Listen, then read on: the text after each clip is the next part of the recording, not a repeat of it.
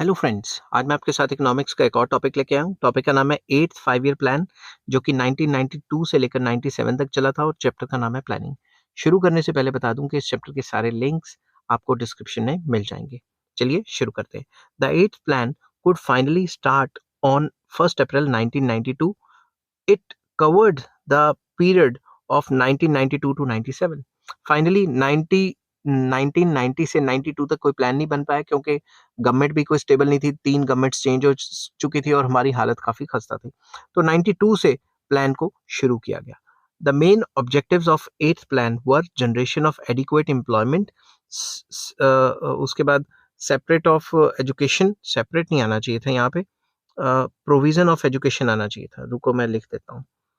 Provision, provision मतलब education को provide कराना। समझ की बात? इसको इधर ले जाता हूँ। प्रोविजन ऑफ एजुकेशन, स्पीड में कभी कभी हो जाता है। तो मेन ऑब्जेक्टिव क्या थे 8th प्लान के, कि भाई हम एम्प्लॉयमेंट जनरेट करेंगे, प्रोविजन ऑफ एजुकेशन करेंगे, एजुकेशन प्रोवाइड करेंगे, हेल्थ केयर की फैसिलिटीज को बढ़ाएंगे, growth with diversification of agriculture करेंगे, so as to achieve self sufficiency in the food production, कि एग्रीकल्चर की प्रोडक्शन को डाइवर्सिफाई करेंगे। ठीक है, एग्रीकल्चर डाइवर्सिफिकेशन क्या होती है कि जरूरी नहीं कि क्रॉप प्रोडक्शन करनी है, साथ में आप वो भी कर सकते हो, क्या कहते हैं, पोल्ट्री फार्म का काम कर लिया, अपने कुछ और कर लिया, ऐसे ऐसे कई काम कर लिए ताकि एग्रीकल्चर डाइवर्सिफिकेशन हो जाए और किसान को भी नुकसान हो। पोल्ट्री फार्म कर लिया और मिल्क प्रोडक्ट्स बनाने शुरू कर दिए, वगैरह वगैरह। ठीक है, और भी डाइवर्सिफिकेशन का पार्ट आ जाता है, वो एग्रीकल्चर के चैप्टर में डिस्कस करेंगे। Development of economic infrastructure and population control, ये सारी चीजों पे फोकस किया गया 8th प्लान में। इन view of encouraging growth rate of the economy during the 7th plan, the 8th plan set a target of 5.6% per annum increase in national income. 7th plan के हिसाब से देखा गया, जब 8th प्लान में हमने target set किया तो वो था 5.6% पर एनम, के इतने हिसाब से हमारी नेशनल इनकम बढ़े। An important kingpin of the 8th plan was implementation of economic reforms as a part of new economic policy initiated since July 1991. तो जो मेन फोकस किया गया, वो मेन फोकस किया गया कि जो 8th प्लान है उसके अंडर, जो 8th प्लान से पहले 1991 में इकोनॉमिक रिफॉर्म्स आए थे, उन पे फोकस किया गया। तो जो 1991 में रिफॉर्म्स आए थे, जब ये प्लान बनाए गए तो उन रिफॉर्म्स को फॉलो किया गया, जिसकी वजह से इकोनॉमिक एक्टिविटी काफी ज्यादा बढ़ गई। The new economic planning was characterized by various structural changes in the economy and giving market orientation to the economy.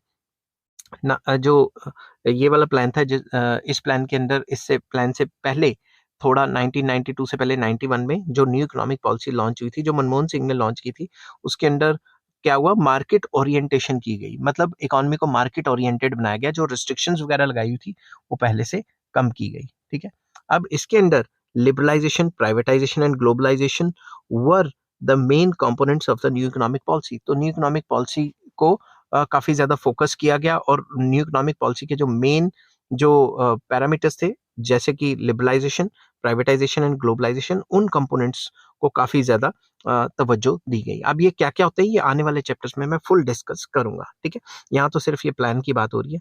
All these elements of new economic policy were incorporated in the framing and implementation of the 8th plan. तो जब 8th plan बनाया गया तो ये जो LPG, liberalisation, privatisation, globalisation है, इसको काफी ज्यादा फोकस किया गया, और 8th प्लान को बनाते हुए ये तीनों चीजें दिमाग में रखी गई। There was a significant jump in the economic growth initially due to spurt in the economic reforms. Economic reforms की वजह से जो economic growth है वो काफी तेजी से बढ़नी शुरू हो गई, but there was some loss of momentum subsequently due to the slackening of economic reforms. Economic reforms में स्लैक था, स्लैक मतलब स्लोली इंप्लीमेंट किए जा रहे थे, इस वजह से इतना ज्यादा मोमेंटम गेन नहीं हो पाया।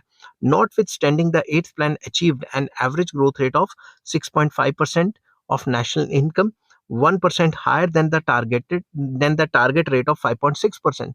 मतलब असल में 6.5% जो ग्रोथ रेट है वो हमने हासिल किया, टारगेट था 5.6%, मतलब तकरीबन 1% ज्यादा, 0.9%, 1%। ठीक है, a very important feature was that the average growth rate during the last 3 years of 8th plan was 7.5% per annum. मगर ये बात भी जाननी बहुत जरूरी है कि 5 ईयर प्लान्स जो थे उनमें जो लास्ट के 3 ईयर्स थे उसमें 7.5% से हमारी ग्रोथ हुई थी, placing an placing Indian economy among the top 10 performers of the world during this period. तो 7.5% ग्रोथ रेट की वजह से हम top 10 performers of the world में आ गए थे। As far as the sectoral performance is concerned, actual achievement in general surpass the targets. तो जितना भी हम सेक्टर्स की बात करें उसमें जो एक्चुअल परफॉर्मेंस है वो टारगेट से ऊपर ही चली गई थी। The performance of the economy on the price front was somewhat mixed. Price के हिसाब से चलें तो मिक्स परफॉर्मेंस थी। हमारा मेन मकसद था प्राइसेस को कंट्रोल करना और प्राइसेस को हम कंट्रोल नहीं कर पाए। On the external front, the country achieved reasonably good results with a fall in the trade deficit due to high growth rate of exports. इस टाइम पे एक्सटर्नल फ्रंट पे भी हमारे कंट्री ने काफ़ी अच्छा अचीव किया क्योंकि हमारे एक्सपोर्ट्स लगातार बढ़ते जा रहे थे और ट्रेड डेफिसिट कम हो रहे थे क्योंकि बाहर से भी काफ़ी ज़्यादा पैसा इंडियन इकोनॉमी में आ रहा था एफडीआईज और एफआईआईज की वजह से। Thus, the eighth plan gave a good performance on the growth front and the external sector. तो एट्थ प्लान काफ़ी अच्छा रहा, हमारी परफॉर्मेंस भी अच्छी रही, internal performance with in the country भी अच्छे थे और एक्सटर्नल फ्रंट पे भी काफ़ी ज़्यादा फायदा रहा। But in respect of infrastructure and social sector, the growth was unsatisfactory. कहीं ना कहीं कोई ना कोई कमी तो रह ही जाती है, तो इंफ्रास्ट्रक्चर में इतना ज़्यादा अच्छा काम नहीं कर पाए और ग्रोथ जो थी सोशल सेक्टर में वो इतनी ज़्यादा सेटिस्फैक्टरी नहीं रही इस प्लान के अंदर।